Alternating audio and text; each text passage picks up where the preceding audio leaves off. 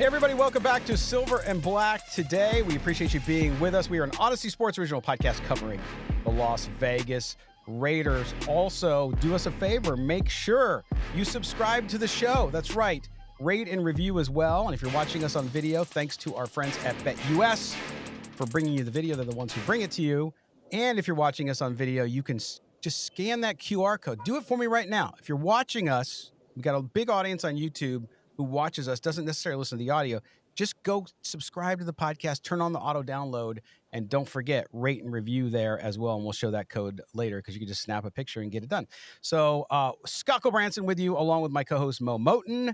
Mo is a senior NFL writer at Bleacher Report, also the Raiders columnist at sportsnot.com. You can follow him on x.com at Mo Moten, Moemoton. I am Scott Branson. Again, you can catch me up on x.com, LVGully, LVGULLY. And the show is SNB Today. Mo, you're always so good about it. And I usually am, but I got in some disagreements with folks on X. I don't know why I respond to some of these folks, man. Like, if the F word is in your handle name, it's probably not a good one to respond to, right? Would you agree? Scott, you gotta learn to have some more fun on social media. I was having fun. I didn't get upset, but it's just amazing. I have fun on social media. I'll admit sometimes I'll put things out there and I'm just trolling. Yes, and we all do. I'm only serious. I think most people know when I'm serious on there. When I post an article, if I write something, I'm serious about it. I take my career seriously. So if it's in an article, it's not a troll article. It's not what they like. People like to say clickbait. No, it's how I really think. Those are my actual thoughts. If I'm tweeting something and it has an emoji or a GIF in the post, I'm probably trolling. Yes. And then there are people out there who that's all they do is troll, right? Hey, but that's fun it's too. fun nonetheless. I love debating, like real debate, not trolling, not throwing bombs, but actually having a discussion. And what I find though is unfortunately some people don't have that skill set, or when they're challenged, they get defensive, right? And I don't mind people challenging me.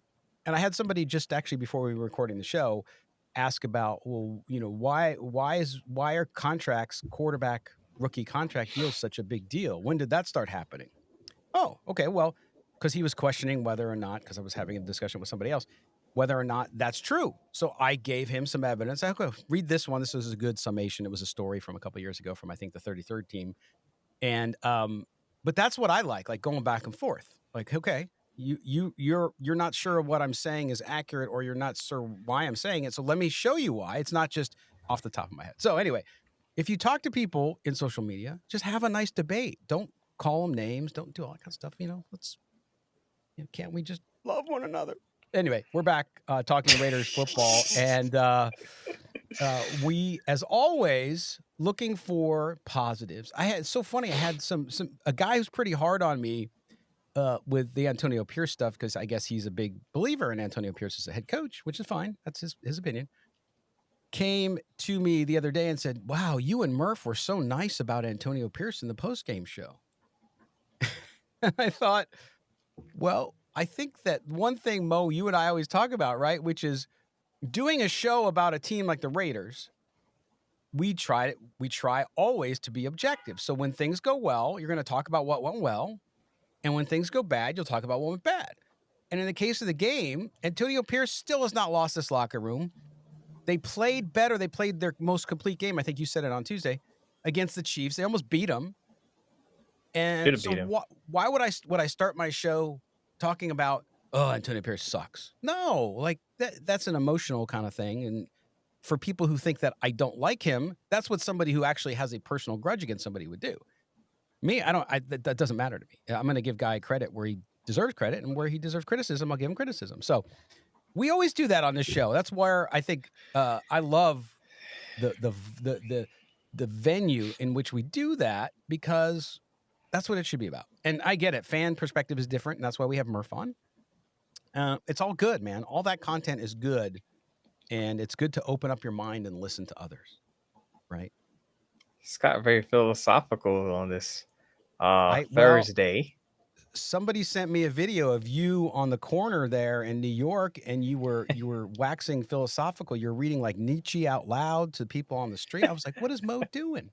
No, I'm kidding. But anyway, what's not philosophical, it's fact, is there's reports out there. We talked about last time, if you remember, Mo, Albert Breer had talked about the chances of Antonio Pierce coming back for a second season were not great, right? And he was saying that all the indications the staff hasn't been given assurances, and there's a lot of uncertainty, which is not good in the coaching ranks in the NFL. That usually means that the team hasn't decided. Now they could decide to keep you, but in most cases that's not usually the case. So he had another report, Albert Breer, yesterday, where he talked about this again, and he talked about Pierce's positives, right?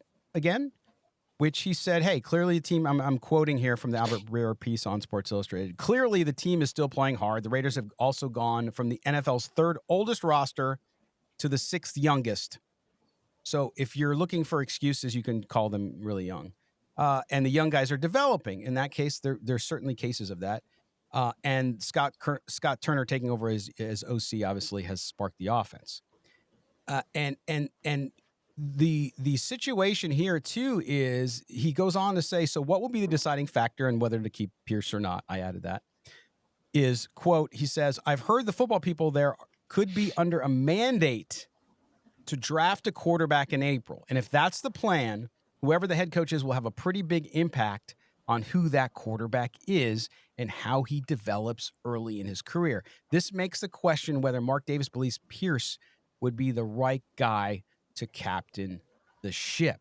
Now, a lot of people have said to us, Mo, well, yeah, Antonio Pierce isn't a quarterback developer, but if he gets the right OC, but Breer seems to be reading, if you read between the lines there, it's sort of like, well, if they're going to get a quarterback, then they want to have a head coach who can choose that quarterback, be involved at least in the selection, but then also believe 100% going in that he can develop that quarterback. Does that make it really difficult if that is indeed true? Again, this is a report from Albert Breer. If that's true, Mo, is it going to be hard for them to justify keeping Antonio Pierce? What do you think? It'll be hard to justify if they want that head coach to double up as the offensive play caller and have a direct impact on that quarterback. It depends on what type of impact or influence they're looking for.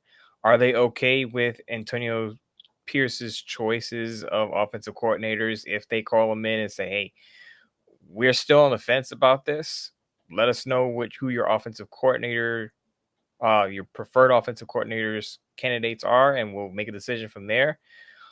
And if we don't like your candidates, then we're just going to go with it. We're going to just hire a guy that we like. I don't know where they go from there. It's still kind of vague based on what they're looking for. I do know that the focus should be on developing whoever that quarterback is going to be.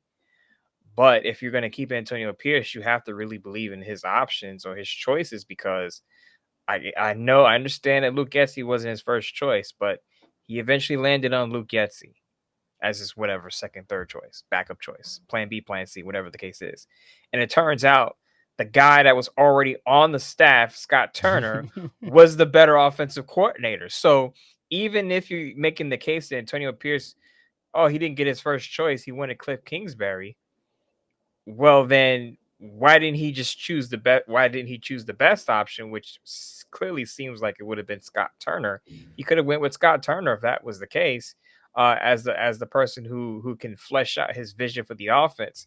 I believe Antonio Pierce, based on what I hear from Antonio Pierce, he wants a offense that is going to have some balance, run the football, and also exploit the opposing team's secondary with the vertical passing game.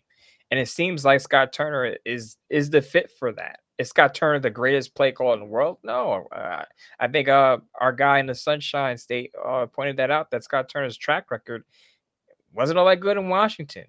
Now, so far, so good. The Raiders have averaged 377 total yards per game since Scott Turner took over. Mhm. But if you're looking at resumes and you're saying, okay, Antonio Pierce, who are your candidates? It's going to come down to who Antonio Pierce likes and who I guess Tom Brady and his people like, and then you kind of either you meet in the middle or you go in a different direction. And let me say this too, because you brought up the point about the offense doing so much better under Scott Turner. 2 points I'm going to make there. Number one is yes, he didn't select him and he was already there, Hmm. which goes to especially with the CEO type approach at head coach, which you have with Antonio Pierce, is part of the job that you need to do well to be successful is to evaluate coaching talent, right? So Cliff Kingsbury, good choice, didn't work out. So then he had to go to plan B, and plan B ended up being plan F, as in failure, because it was Luke Getsy and Scott Turner was right there. So that's a big red flag to me. The second piece there as well is yes, the offense has done better. And we told you several weeks ago, look for progress. And that's good. In a season like this, Hmm. as a fan, to me, that's what you got to look at. Because if you're just looking at wins and losses, you're going to be really frustrated. At the same time, that Hmm. does not, people are like, oh, I wonder if they could keep Scott Turner. No, like to me, you have to go with a full approach of, hey, we're not going to take a head coach and tell you who you have to hire. Because a lot of people are trying to convince me of it, that that's what happened this year, that Antonio Pierce didn't do this. And Antonio Pierce didn't pick his starting quarterback because in the press conference, he said he talked to Telesco and he talked to so-and-so and he talked to so-and-so. And that was a kind of a group decision, right? Well, if that's the case, then what are you doing? Why do you want somebody to be your head coach if he's unable to make decisions on his own? That doesn't make a lot of sense to me, Mo. If you're Jerry Jones, I get it because he wants to control everything. But in this case, again, we don't know necessarily 100% of the truth. But this is where, again, it's not about not liking somebody. It's just looking at that and saying, from a straight organizational perspective, why do you want somebody in the building that's running your football operation if you don't trust them enough to make all those decisions on their own? What have you been saying, Scott, for the past few weeks? This is not a job training program. This is, running a football team. Right. I think in the case of Antonio Pierce, you can say that inexperience has hurt him in many ways. You could talk about the in-game management. You could talk about the coaching staff development. But if you got Tom Telesco in the room, he's more experienced at his job than Antonio Pierce is at his. And then you have other guys in the room who are more experienced than Antonio Pierce at being coaches, head coaches at that. You have to wonder if Antonio Pierce is leaning too much on other people's opinions. I think we talked about this Mm, a week or two ago. we did. Is Antonio Pierce's are his decisions being made? Are they solely his decisions? Are they mostly his decisions? How much of a voice does he have behind closed doors when he's in the room with Marvin Lewis and Rob Ryan and Tom Telesco, who done their jobs for decades? Hmm. So we won't know that unless Antonio Pierce comes out and writes a book or tells us, why I didn't really make this decision. We don't know, and I think we also talked about the fact that Antonio Pierce's messaging during the off season doesn't really match what we saw a lot of during the first half of the season. Being aggressive, not having a band-aid at quarterback. All of this stuff that he talked about that people love that they're not getting. I think Murph talked about this. A lot of stuff that he talked about in the off season. He sold a bill of goods, and you're not developing, you're not delivering on those. It makes you wonder. I'm not saying that to say that's an excuse for Antonio Pierce, but you have to wonder if his inexperience has hurt him when it comes to making those executive decisions. So while he is in a CEO type role, Hmm. is his voice the most prominent voice when it's decision making time of who to start at quarterback, who to sign, who to bring in, things of that nature. Yeah, and it's interesting too because I think that indecisiveness is a killer, right? It doesn't Yeah. matter what kind of business you're in. And I think we see that in game management. So you have to wonder if is that happening too off the field. Did he really want Aidan O'Connell to start? But the advice for everybody was go with your veteran, go with your more experienced veteran, blah, blah, blah, blah, blah. We don't know. And I'm not going to sit here and guess. I will tell you that we know that Antonio Pierce is a great motivator. This is why this team continues to play hard. You can't take that away from him, right? So we'll see, and whether or not they have a quarterback, if the quarterback mandate is true, the decision makers and all that, I think it just points to a change if that's the case. And if that's the case, then so be it. If it's not the case and they roll again with Antonio Pierce, you got to the heart of the matter, which is then who's choosing the OC? Like, does he have to get it approved? Does he have to this? I just think that that's madness in today's NFL, especially in a conference where you have three other coaches who are not that way. They're making decisions. They're clearly decisive. I'm not saying they're perfect, but and so to me, the Raiders fall even more behind if they don't address what they believe to be the best approach for them in the front office there as well. So we'll see. We'll see how it goes. But it's going to be interesting, and I know that a lot of people talk about excuses for why things. And look, we knew Antonio Pierce would make mistakes. Somebody made the point to me yesterday saying, well, did you think he was going to go out there and be perfect? No, we talked about it from the beginning, right, Mo? That, hey, he'll make mistakes. It's though when you make the mistakes in preseason week 2 and you're still making them in week 13, that's the problem. It's not that you make mistakes. It's, do you learn from them? Do you change? Do you adjust? And that's been the biggest concern. One of the things too about injuries, Mo, is a lot of people talk about how injured the Raiders are, and they certainly have injuries with a couple key players. But I looked this up, and I want to get your comments on this. 32 NFL teams, okay? The average number of players injured on each team is 14, just over 14 and a half, actually. The maximum number, so the team with the most injured players in the entire NFL is the Lions with 25. Mo, how many people on a roster again in the NFL? 53 on the active roster. Correct. So you have the Lions, and I'm not saying every Lions player that's injured is a game changer, okay? Like Aiden Hutchinson, who's there, Max Crosby, right? But that's the equivalent. So you look at that, and I think you made this point on X the other day. You were talking about Detroit, right? Being injured, and yet they continue to win games. So injuries always play a part in the NFL. And I think that when you look at this, you have to look at not only the number of injuries, but who is injured. You look at the Raiders. Christian Wilkins, big loss, no question. Ja'Cory Bennett, the last few weeks, big loss. Malcolm Kuntz, he was having obviously an upswing in his career.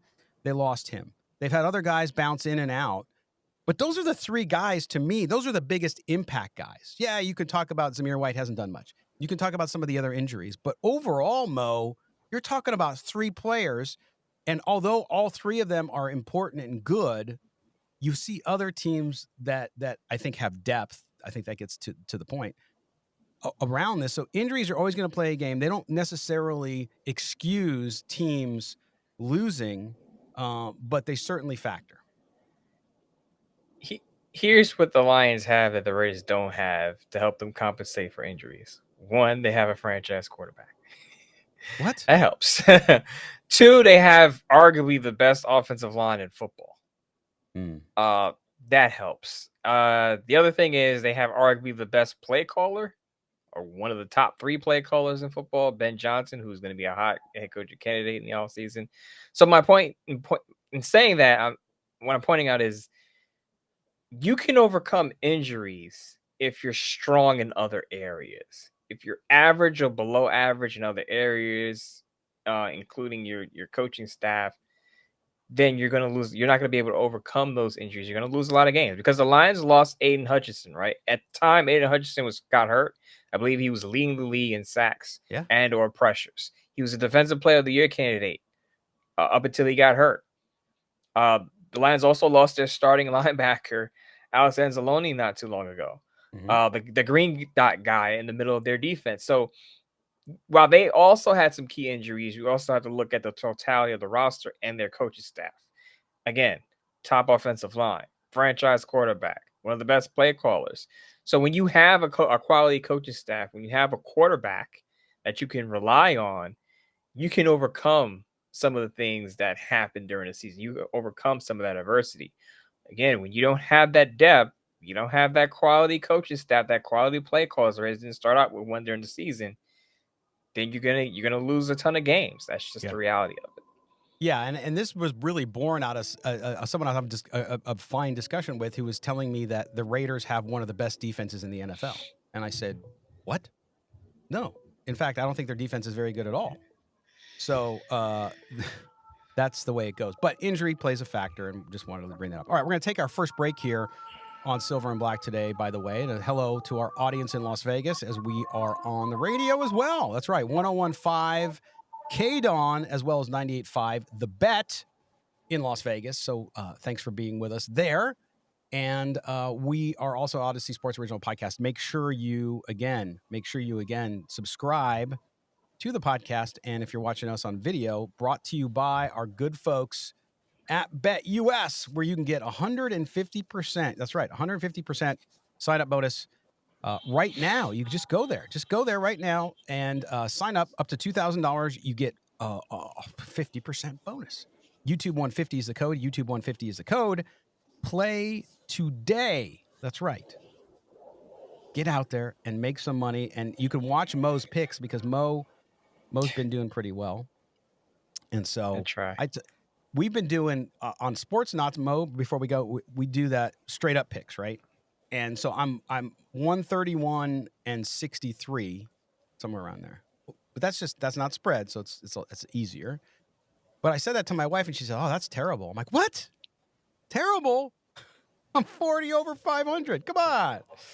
But anyway, all right, we're going to get off to these words, and then we're coming back. Mo and Scott, don't go anywhere. All right, it's time for us to tell you about our good buddies over at BetUS. Mo, listen, you do your picks every week for Bleacher Report, and you know what? And you got a lot of going on, and we pick games here sometimes on the show. But where you bet your football is important too. And BetUS, I know you're betting there, I'm betting there. We love it. They have a special offer we'll tell you about in a minute.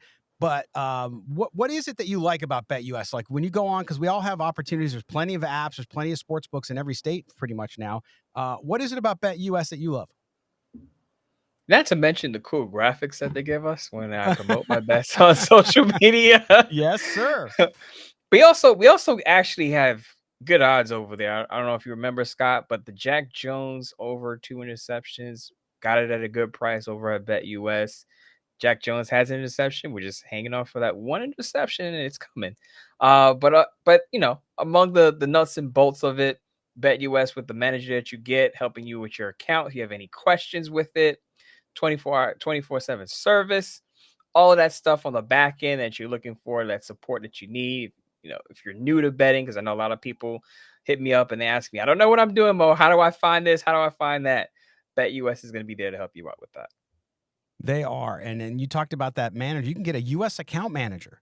BetUS account manager just personalizes your services is really cool and something that I love to use over there. And it's really neat. And but again, you can do everything here and make sure that you get the bonus. And that's what we got to tell you about today, because we're very fortunate because of their sponsorship of the show here. We can give you 150% sign up bonus up to $2,000. And not only that, they're going to give you their promotion, which is 125% up to $2,000 on deposits 2 and 3. All you got to do when you sign up is use this code that we're going to give you, YouTube 150. That's YouTube 150 to get your sign up bonus from the great folks over at BetUS. We love them. We appreciate their support of Raider Nation and of Silver and Black today. So get over there, bet that football. Again, 150% deposit. YouTube code hello, Scott. Code is YouTube 150. There we go. YouTube 150. Enjoy it. Check out BetUS. All right, welcome back to segment number 2 on Silver and Black today, an Odyssey Sports Original Podcast, also heard on the radio, 101.5 KDAWN in Las Vegas, as well as 98.5 The Bet. Thanks to our radio audience for being with us. And again, thanks to the folks at BetUS who bring you our video. If you don't subscribe to one of our video channels, wherever you like to watch video, you're going to find us. YouTube, I think, is the best platform, but hey, that's me. YouTube, you can go there, follow us, make sure you give us a thumbs up and hit that notifications bell after you subscribe so you know when we have a new video. Mo Moten, Scott Branson back with you talking about Raiders football. And Mo, I wanted to get into the quarterback situation because we talked about sort of lightly on Tuesday about Aidan O'Connell having such a great game against the Chiefs, except for that last play, of course. But we talked about that and how some people were ready to crown him a franchise quarterback after one game. And you kind of pushed back on that. But you did, I think, you wrote a piece up on Sportsnaut this week, and I kind of want to talk about the premise and have people or have you walk through some of that piece because you talk about. Oops, there's my BetUS screen, and I got to go to a different one here. You talked about this, and you talked about that the issue for the Raiders going into the 2025 draft and what that means, and what that means for Aidan O'Connell. Walk people through a little bit the premise here, because you said Aidan O'Connell could blur the 2025 quarterback forecast. What are you saying, that he could end up being the guy for them next year, or what exactly? A lot of people took it that way. And for the people who did take it that way, I automatically know they didn't read the article, because that's absolutely not that was absolutely not the pretense of it.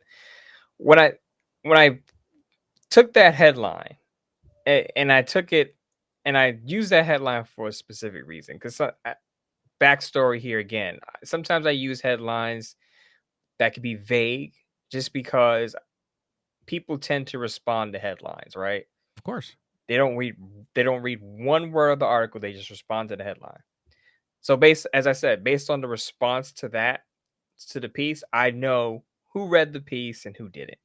So if you responded to that article and said, Mo, there's no way Aiden O'Connell's a franchise quarterback. I know you didn't read the article, because I didn't say that in any paragraph in that column. The premise of the article was to say that Aiden O'Connell can play well enough in these last 5 weeks of the season, to the point that I think the Raiders could win one or two more games this season. And if they do win one or two more games, the quarterback forecast for the Raiders isn't so clear as, okay, the Raiders are going to be picking between Cam Ward and Sheduer Sanders, because I know a lot of fans are fixated on those two prospects. And that's the fantasy or hope of many people, that Cam Ward or Sheduer Sanders will be wearing a Raiders jersey in 2025. But if Aiden O'Connell helps lead the Raiders to some wins, even just one more win, but the way the Jaguars and the Giants are playing right now, they may not be in position to draft Cam Ward or Sheduer Sanders. If the Jaguars are in the top position, then it could be up for grabs via a trade, and then who knows who's going to trade up for that pick? Because then you have to compete with other teams.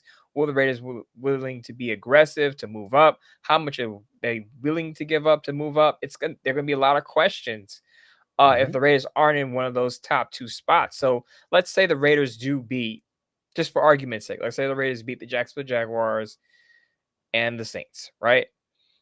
They go 4-13, and they have pick number 5. And there are at least two teams ahead of them that need quarterbacks. Let's say it's the Titans and the Giants. Both those teams aren't going to move. And the Raiders have to figure out a way, okay, what's our plan B? What are we going to do at quarterback if we can't get Sheduer Sanders or Cam Ward? And I think Raiders fans should start to think about those, plan B, plan C, those other plans, because I always say this, Scott, if you put too much of your hopes into one plan, and that one plan doesn't work out, it's going to devastate you. If you put all your hopes into, the Raiders are going to have Cam Ward or Sheduer Sanders, it's a good hope to have. I hope it happens too. I really do. Oh, yeah. But there's a possibility it may not. Correct. And if it doesn't, I know there are going to be some people out there that'll say it's Cam Ward, Sheduer Sanders, or bust. If we don't get one of those two guys, we're not getting a good quarterback. And I don't think that's the right frame of mind to have, right? So do the best quarterbacks in the league right now, were they all number one or the top quarterback drafted in their class necessarily? No. So you can get, even if you don't get the quarterback that you want in your mind, you could still get a quality quarterback who could be a franchise guy. I know Patrick Mahomes is in the division and the Chiefs are a rival, but was Patrick Mahomes the top quarterback drafted in his class? So you have to look at it, and I've been saying this for weeks now. You have to look at everything with an open mind. Yeah. Yes, absolutely. I want Sheduer Sanders or Cam Ward in a Raiders jersey. But what if Aidan O'Connell's not thinking about Cam Ward or Sheduer Sanders? Aidan O'Connell's thinking, I want to put myself in a position where I can compete for a starting job with the Right. Raiders or somewhere else. I got to put the best film on tape right now for my career. He doesn't care about who the Raiders are trying to draft in 2025. None of these guys He's do. trying to win. Yeah. He's trying to win football games as well. So Yeah. I'm looking at it from the standpoint of, okay, if a lot of people like Aidan, and I think he's good enough to win some games. What if the Raiders have the sixth pick? What do they do? And I started Yeah. to open up the possibilities and scenarios of what they can do if they do have, a pick that's outside the realm of getting Cam Ward or Sheduer Sanders. Yeah, and of course, everybody goes to Travis Hunter, who I think, especially if Jacksonville is the number one draft pick, unless they trade out because they get some kind of offer you can't refuse Godfather deal, I think they're going to take Travis Hunter, and then you have the two quarterbacks after that. But you're right, and there are players, there are other needs on this Raiders team. Now, I've always said don't go with a wide receiver at the top of the draft because you don't even have your forever quarterback yet, right? But you got McMillan out of Arizona, and then you have Mason Graham, the defensive lineman, the interior. You have Austin Genty, Ashton, excuse me, I called him Austin, from Boise. You have Abdul Carter, who's an edge guy out of Penn State, right? So there's other needs the Raiders have that even at number 6, because if you don't get those two top quarterbacks, Mo, and you're number 6, then I could see going that other one of those other directions to shore up a really good player in a position of need. And then maybe, as we talked about last year, there are going to be guys we'll talk about later on, like Quinn Ewers. And I'm not saying they're in the same class as the Sanders Ward combo, but I think the Raiders have to take a quarterback in the first couple rounds this year. And you take a fly on one of those guys. You address, if you don't get your top 2 picks, then get the next need and then still address the quarterback position. They have to address it, and they can't wait until the 6th or 7th round, in my view. So I want to go back to this year's draft, right? So everyone, including you and I, thought, okay, it's got to be a quarterback. If it's not a quarterback, it's an offensive lineman, right? I was all for an offensive lineman. Talisi Fuaga. I was all about that. Yes. I don't know how many mock drafts I had. Fuaga is my Raiders pick if it's not a quarterback, right? And then they go with Brock Bowers. Right? So that's my point, that everyone had their mindset on it's going to be this or that. And the draft panned out in such a way where Brock Bowers was available and the Raiders took the best player available on their board. And some people hated it, some people loved it. Now I they love remember it. draft night. I loved it. You were confused. Some people hated it. I remember like it was just The look yesterday. on. I'm going to insert here in the edit of this video. I'm going to put in our facial reaction so you can see it right here.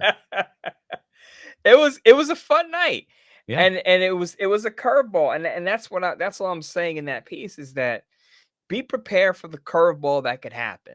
Because we don't even know where the Raiders are going to be drafting. We don't even know where what the placement of the other teams, what their needs are going to be. There are so many things that can happen on draft night that could change the trajectory of your board, how you approach the draft, who you think is going to be available, who is going to be available to you. I'm just not going to hang all my hopes on 2 prospects and say, if we don't get Cam Ward or Sanders, it's a failure of a draft. And I just saying, hey, based on what happens this year, especially if the Raiders win a couple of games with Aidan O'Connell, which I think he's capable of doing again, just have your options open. Yes.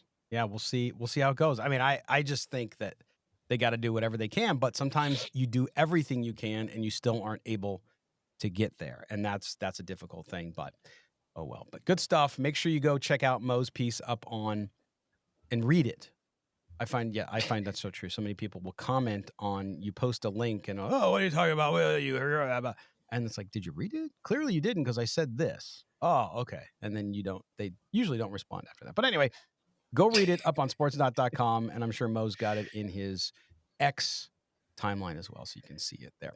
We're going to take our final break here. When we come back, it's your time. It is the Raider Nation mailbag. Got some calls and a text that we will get to. 702-900-7869 is the number. 702-900-7869.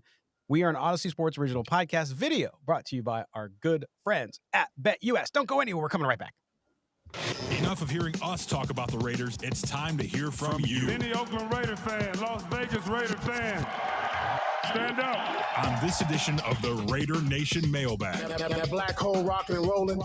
Don't be a wallflower. Be a part of the show. Leave your question or message by calling 702-900-7869. That's 702-900-7869. Or drop us an email at mail@silverandblacktoday.com. All right. It's time to get right to the messages. And we had a caller last week or last time, Bryce from Iowa, if you remember him, Bryce. Mm-hmm. And he sent us a text. And he says, "Hey, Scott and Mo, sorry, my voicemail went too long because he got cut off at the end," which is 3 minutes, by the way, if you get cut off at the end, 3 minutes. I will try to be a little more succinct in my text. I think this is a lose-lose scenario for Raider fans. Not only did we lose in heartbreaking fashion to our most hated enemies, a close loss like this will likely earn AP another year as head coach. The powers that be will look at a game like tonight and say AP did not lose us this game. Our field goal kicker and our rookie center had more to do with the loss than our head coach. They will say that we had our team, which is decimated by injuries, play competitively against one of the best teams in the league. So you can't pin the loss on him. So likely this and games like this will earn AP another year. Very frustrating for Raider Nation right now. And that's Bryce in Iowa. I hear what he's saying, but I think he might be listening a little too much to the echo chamber in social media, Mo, because I don't necessarily believe that the Chiefs game, just like now last year, I know a lot of stock was put into the Chiefs' victory in Kansas City on Christmas to getting Antonio Pierce the job. It was almost a month later, obviously, than this one. But I don't necessarily think because they had one close game when most of the games haven't been close that it's going to play so much into the psyche of Mark Davis that he's going to keep him as a coach, or I should say that will be a factor. So the context of the game matters. So you got to remember that last year, Antonio Pierce becomes interim head coach after Mark Davis fires Josh McDaniels and Dave Ziegler. And automatically, like instantly, you could tell how his presence turned things around, right? The Chiefs' win was, I look at it as it was the cherry on top of a season that he was able to turn around for the Raiders. In this case, you're in a season where you're still 2-10. And I don't think a close loss is enough to bolster his resume to say, look, he's totally capable of leading a winning football team / franchise, but he's 2-10. His team is 2-10 though, and he made the wrong choice. Whether it was his second or third choice at offensive coordinator, made the wrong choice. Had to fire 3 offensive coaches, assistants. So the context of this again matters. Yeah. Whereas last year he had the momentum on his side because it was clearly the change happened after he became interim. And then they beat the Chiefs. It was all rolled into one. It was one big momentum swing. In this case, it's a close loss in a season where you're 2-10. You had mid-season firings. You had multiple players / coach meetings where players and coaches are airing each other out, apparently, reportedly. Players are complaining about poor scheduling at practice. There's just too much other things going along on the negative side for a close win to turn it in the right direction. Well now, we were talking about a win, then it would be different. Yeah, a win would, I think, it still would be a big hill to climb. I just think that. It's like you can't get fans get excited, just like I thought that it was as nice as it was, and it was a great win for the Raiders because of all the reasons you outlined last year in Kansas City, because it's happened so little over the years recently. But to me, that wasn't enough to earn the job either. For some, it was. For some, it was like the Super Bowl because you haven't experienced winning. And so I get that. There's nothing wrong with being proud and excited about a big win. But if you look at the Chiefs too this year, the Saints played them close. The Carolina Panthers lost to them in overtime. And there was a lot of close games, the Chiefs. So being close to the Chiefs this year is not like being close to, and I know one of the best teams because of record, but this isn't the Chiefs of 3 years ago that were, blowing people out. They haven't blown anybody out. So you have to put that into context too. But thank you for the text, Bryce. All right, our first caller is who is it? Oh, it's Raider Izzy in Jersey on the Jersey Shore. Here's Raider Izzy. What up, fellas? Raider Izzy from the Jersey Shore wanted to throw an idea, not really an idea, more of a thought out there.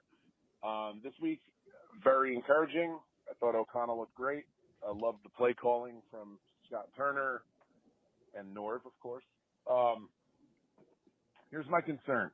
And again, I'm not going to sit there and say this weekend showed this too much, but my concern is I'm very tired of conservative coaching. I love AP, but he is very conservative. He says he wants to be, he wants to go for it all. He says that he wants to be, aggressive, and it just doesn't happen. Could that have been gutsy? Sure, but we didn't do a lot of it last year either. Scott Turner got fired from Washington, and the biggest concern from the fans, their biggest complaint about him, was that he was too conservative. Man, I'm just tired of playing not to lose, and I want to see them play to win. Like, take some shots, man. And again, this weekend, very good. A lot of deep passes, a lot of shots, getting Trey Tucker involved finally. Not everything was perfect, obviously, but how many times have we seen, the conservative play calling towards the end of the first half just to run out clock and just to try to keep the ball out of their hands, and it never works, and they get the ball back, and then they score, and it's beyond frustrating. I want this team to play to win, and I feel like if Brady's going to be the one that takes over, I don't feel like he's going to like this conservative stuff. He was the king of foot on the throat. So, man, what are some thoughts that you guys have? If based upon Brady's ties, who could you see him actually want to bring in here? And I know, people always talk about Belichick and all that. I get it, but I mean, I don't necessarily see that happening either. But what are your thoughts? Who are some guys that are not going to be conservative, that are going to actually want to come in here and try to win, that you think Brady would want to bring in? So let me know your thoughts, please. Love the show, guys. Later. All right, there you go. Raider Izzy up on the Jersey Shore. Thanks for calling in. And Mo, this one is interesting because you mentioned it earlier in the show. You talked about how the way Antonio Pierce talked in the offseason and then has been very conservative. He echoed that in his call. And I think too, everybody jumps with the Tom Brady question to the next coach. Everybody jumps to Mike Vrabel. And while I wouldn't hate Mike Vrabel as a head coach, right? Because I think he's going to be in demand, by the way, including up in Chicago. We'll see. I think to his point about being aggressive, if you want to win in the NFL, I think you need a coach. Doesn't have to be an offensive coach. Although I would prefer, if it was my team, I would prefer an offensive mind to be the head coach. But if you got a Vrabel or if you got somebody like D'Amico Ryans down in Houston, if they're coming with somebody who is one of the bright minds in offense, they're going to be aggressive, Mo, because that's what you see from these teams across the NFL. I'll bring up the name that I've been bringing up for the past month now. Liam Cohen. Now, I understand Baker Mayfield was good with Dave Canales, right? Yeah. But I think he's even better this year. And on top of being better as a passer, it seems as though Liam Cohen is actually encouraging him to run more. Now, Baker Mayfield, I don't have the stats in front of me, but I would guess that Baker Mayfield has the most rushing yards he's had either total or per game in his career. And Baker Mayfield is not a conservative quarterback. If you watch Baker Mayfield play football, he is not a conservative quarterback. He is not I'm just going to check it down type of guy. That's not Baker Mayfield's MO. From his personality to the way he plays, very aggressive. And I think Liam Cohen matches that type of personality, and that's why the Buccaneers offense is what it is. We're going to get to see it on Sunday. Now, their defense is a different story, but their offense is still humming. And I made the note that even without Chris Godwin and Mike Evans for a stretch, that offense was still going up and down the field and putting up points. I look at another coach. If you want aggressiveness, Raider Izzy, get someone from the Ravens organization. That organization is always aggressive, whether it's acquiring players, hiring coaches. The Ravens are always aggressive. So Todd Monken would be, if you're thinking of coaching wise, a play caller, Todd Monken would be the guy. I think Lamar Jackson has shown, and I think he's shown previously that he can throw the football, but I think his throwing from the pocket has gotten better under Todd Monken. And I think that offense is versatile under Todd Monken. You're seeing not only times where they run the ball with Derrick Henry, maybe 25 plus times. They have multiple receivers who aren't necessarily A1 receivers. Like Zay Flowers is their best wide receiver, but is he a star? No. Is he, Justin Jefferson? Absolutely not. But they make it work through the air with what they have. And they have an offensive line that was put together sort of makeshift. They lost they lost 3 starting offensive linemen this past off season, and they're still making it work. One of those guys being a rookie in Roger Rosengarten, right? So they're able to be flexible, be versatile, and still be aggressive. So that's why the 2 names that I bring up, Liam Cohen, what he's doing in Tampa Bay as the offensive coordinator, Todd Monken, what he's doing with the Ravens offense in Baltimore. And as I said, if you're looking for aggressive, the aggressive teams out there, the number one aggressive team out there, the Baltimore Ravens.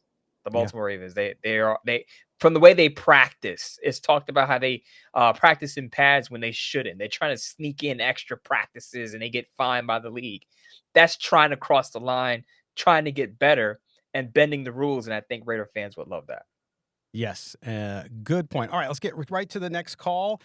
This is an unknown caller. You called in. It's a great call. I wanted to keep it, but you didn't give your name, so we can't give you credit. So drop us a line if you know, so we can tell you. But here is the unknown member of Raider Nation. Hey, Scott. Hey, Midtown Mo. I just want to say thanks for the show. I wanted to ask a few questions. One, what exactly was the injury to Ja'Cory Bennett that put him on the IR? 2, what is your thoughts on Quinn Evers? Is he going to come out?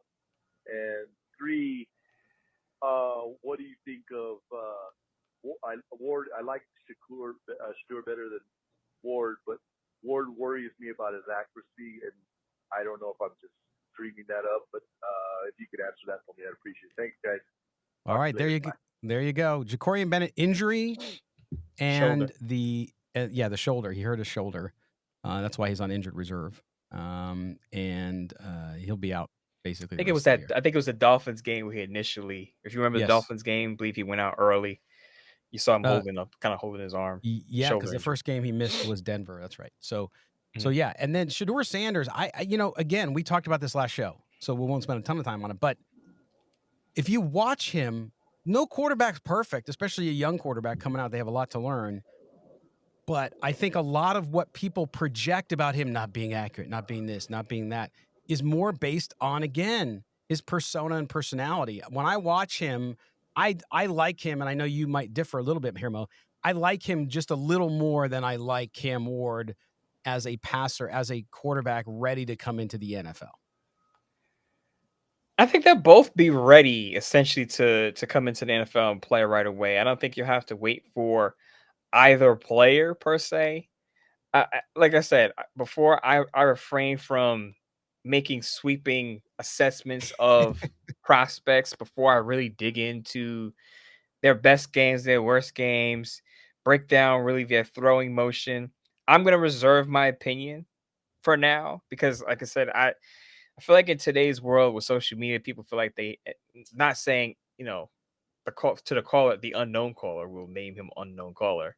Shout out to the unknown caller for calling in. But I just don't want to make an assessment that I haven't really dug into detail by detail, frame by frame. So once we get into the offseason, once we get close to the offseason, you'll hear me talk more about these quarterback prospects and what I like and what I don't like, mechanics, throwing motion, accuracy, ball placement, movement, mobility, functional mobility, decision-making, processing, all of that stuff. I'll get into it. As for from September, just quick background context. From September through December, my eyes are all over the NFL. As a lot of people know, I cover the entire league, 32 teams. It's not easy to do. Following what 32 teams are doing. It's a lot harder when you got to follow 32 teams and hundreds of programs. And I know, and I get it. The Raiders are focusing on the quarterback position, but I'm just not there yet where I could say, this is definitely what I don't like. This is definitely what I love about a prospect. I mean, Dane Brugler, who's one of the best to do it over at the Athletic, He just released his first mock draft Wednesday morning. If Dane is just releasing his first mock draft Wednesday, the first week of December, I don't see, unless you're watching closely Cam Ward and Sheduer Sanders week by week by week, I don't see how you have a definitive opinion on any of those guys. Again, unless you're a college guy, you've been watching them. But as most people know, I do focus on the draft, but September to December, the NFL has my primary focus. Yeah, and thanks for the call again. I'm not sure who you were. The voice sounds familiar, so I know you've called in before. I just don't know your name because you didn't leave it. All right, our last call of the day, end of the show. Say that again, Mo. I was gonna say really quick with Quinn Ewers though. Yes. If there are questions that are you really even the best quarterback, at your own school, Quinn Ewers, I have a tough. Scott, I know you probably like Quinn more than I do, but I'll dig into his film a lot more as we get into the off season. But Quinn Ewers worries me. Well, I just think like we've talked like we talked about though, after Ward and Sanders, it falls off. But I think he is probably the third best quarterback in the draft. Him, you could argue Milroe. I've never been a big Carson Beck fan. We'll have to get Chrissy Freud on to talk about that because I've just never. She likes him. I've never been a big fan. Talked about Aller at Penn State. There's some other guys there. McCord, former Ohio State, went to Syracuse, has had a big year. So we'll see. And then you got Jackson Dart and stuff like that. But would I take Quinn Ewers in the second round if I got a nice pick in the first round? Yeah, I would. So we'll see. But a great call. All right, here it is. It's Yan Dog with our last call of the day. Scott, Mo, this is Yan Dog. This is my second call calling you, so I got some stuff to tell you. I appreciate the fact is that from what I hear, Brady will be doing a lot of the trading and a lot of the drafting along with Telesco, because Telesco did a good job as a GM, and it wasn't his fault the way they were. Hopefully Herman Munster, the owner, doesn't do anything. He just sits back, because from what I heard, Brady will take it over the trades and the drafting, and he's a proven winner, and that's what we could use. Maybe, and then we'll get all our players back that had injuries, and they were all good talent that was out there. The Dolphins, the guy Wilkerson, he never got to play. Kuntz and some of these other guys, Hobbs. We get all these guys back, and we could keep ACC O'Connell. Maybe he could be our backup. He could start or just try to help the rookie out, whoever we get. Hopefully it's Cam Ward or Sheduer Sanders. I'm hoping.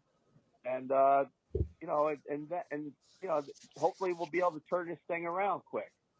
I mean, this year is just a nightmare. But that's all I got to say, guys. Once again, you guys do a great job. Keep up the good work. And you'll be hearing from me more because I enjoy your show, and I'm a diehard Silver and Black. I bleed Silver and Black. Bye-bye. All right, there's Yan Dog with some positivity. And we talked about this, Mo. It's not that they can't turn it around relatively quickly. It just depends. To me, the speed in which they're able to do that is dependent on a couple key factors, including quarterback. Quarterback and coach. You got to get the quarterback-coach combination right. And I guess this goes back to the conversation we had about the Albert Breer report. The Raiders have a general manager. Tom Brady's going to now be involved in these decisions, as Yan Dog pointed out. Who's going to have the loudest voice in the room when it comes to picking the Raiders quarterback? If it's not a slam dunk decision, let's say it's not Cam Ward or Sheduer Sanders, and it's not a clear cut number 3 option. Does Antonio Pierce get the most say because he's the head coach? Or if he is the head coach, does the new head coach get the most say? You would assume he would if he's also the offensive play caller. But in Pierce's case, he's not the offensive play caller. So you wonder if Tom Telesco and or Tom Brady are going to have louder voices when it comes on that front. One, Tom Brady's played the position. 2, Tom Telesco is the general manager. Antonio Pierce is not an X's and O's guy. He's not even an offensive, background coach. So how much sway is he going to have when it comes to picking the quarterback of his football team if he is the head coach? That's the biggest question I would have if they were to keep Antonio Pierce.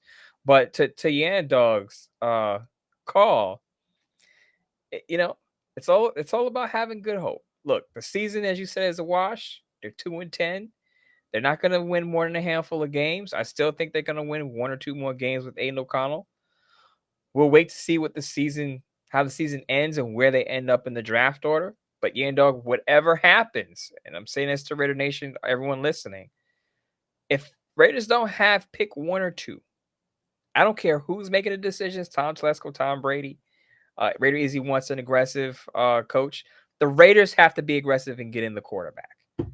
Whoever it is, they have to be aggressive. Whether and I said this plenty of times, whether they're trading up, trading back to get in position to get their guy, whatever the case may be, the Raiders have to do something at quarterback. Yeah. You do not want to go into the season where it's Aidan O'Connell and Gardner Minshew again as your top 2 guys. They have to bring in someone that they're going to develop.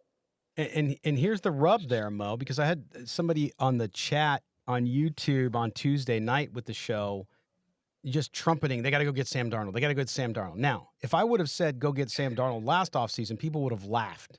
Now, he's had a good year. He's fallen off a little bit recently, even though the Vikings are doing really well. But you look at the free agent class. You ready for this? Free agent class for 2025 at quarterback. Sam Darnold, number 1. No question. Past that, no, sir. Zach Wilson, Trey Lance, Jacoby Brissett, Tyler Heineke, Marcus Mariota, remember him? Drew Lock, Jarrett Stidham, remember him? Andy Dalton, Justin Fields, but again, Justin Fields is a project. Jameis Winston. I love Jameis Winston, but that's not the guy who's going to lead you to the Super Bowl. He's Kelly Mo knows Kreiner because I've is been upset. texting him all weekend because I just love he's a national treasure.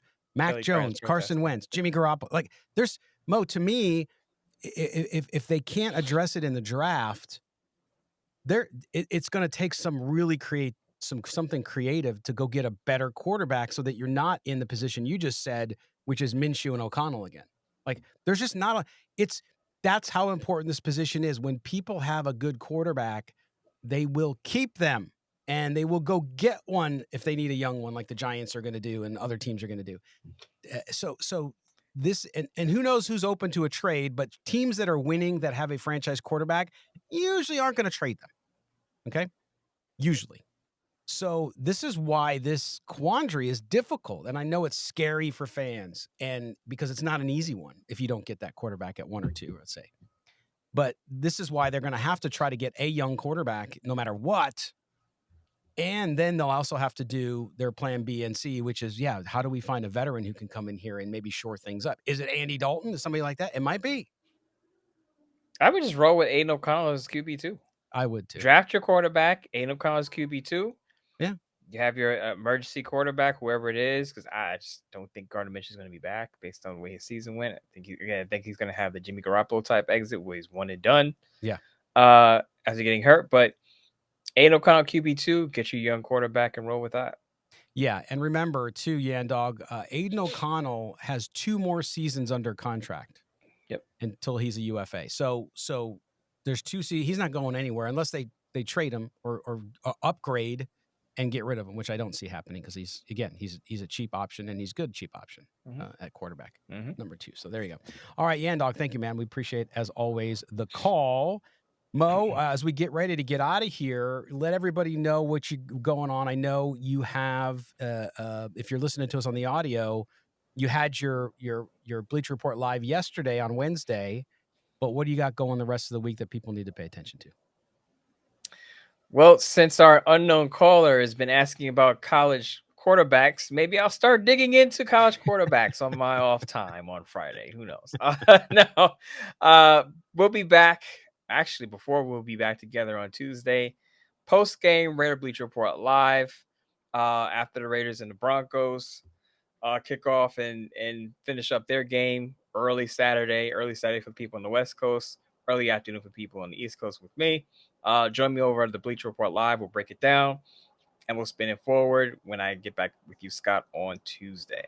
That's right. And yeah, the Raiders Buccaneers coming up. We didn't really talk much about the game. I think it's going to be tough for the Raiders to go in there. The Buccaneers are playing pretty well. Yes, they're 500. They're at 6-6, but they've lost some really close contests that I for whatever reason, as we're watching a lot of games, I gravitate towards them because Baker Mayfield's been fun to watch.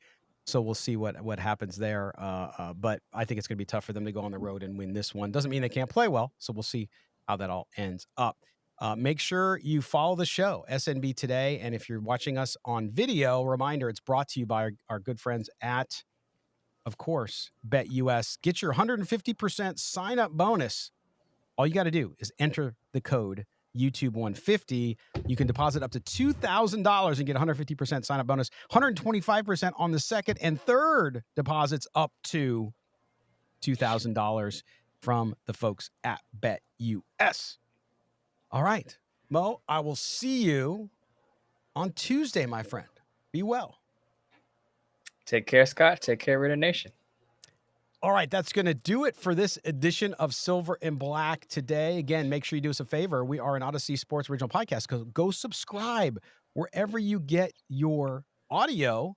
You can go find us, whether that's on Apple, Google, Spotify, Amazon Music, wherever it is. You can do that. If you're watching us, we have a QR code. Just snap that, and it'll take you right to a page where you can listen and subscribe to the show as well. We are also a radio show in Las Vegas. Thanks to our audience there on 101.5 KDON and 98.5 The Bet. Thank you for being with us. And a special thank you to our executive producer on the radio side. That is Mark Bonilla in Las Vegas. Our producer of the podcast continues to be Mike Robier. And for Mo Moten, I'm Scott Branson. This has been Silver and Black today. Have a great weekend, everybody. We will see you live up on YouTube after the Raiders Tampa Bay Buccaneers game. Myself and Murph from Raiders Fan Radio. Have a great weekend, everybody. We'll talk to you soon.